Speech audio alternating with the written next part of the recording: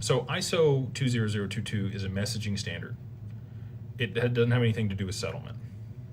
That's a common misconception that a lot of people have had, and a misnomer that people have said there's these ISO tokens for a long time. And I've always explained that it's a messaging standard that is the precursor or prelude to the ability to start settling real time. The majority of everybody has already transferred over at this point. Beginning last year was the hard cutover. I believe they were at like 97% adoption rate. What that is the thing that I could provide an analogy for that I think most people would understand is a shipping container.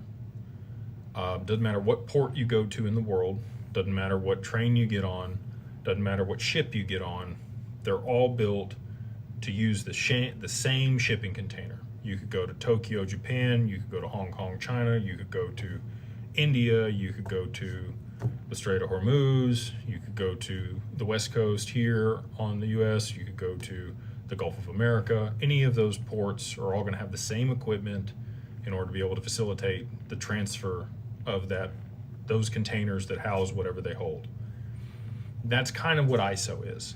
It's a standardized messaging layer that everybody adheres to so that they don't have to reconcile data. If everybody had different equipment and different infrastructure in order to be able to support logistics, we wouldn't have a globalized logistics.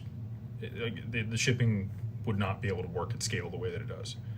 And that's the friction that we've experienced in payments for a long time on the messaging component is everybody had their data structured in a different way based on how they held that in their ecosystem. And when they sent it to somebody else, they received it and it's out of order for whatever they have in their system. So they got to reconcile it. It takes them some time to do that.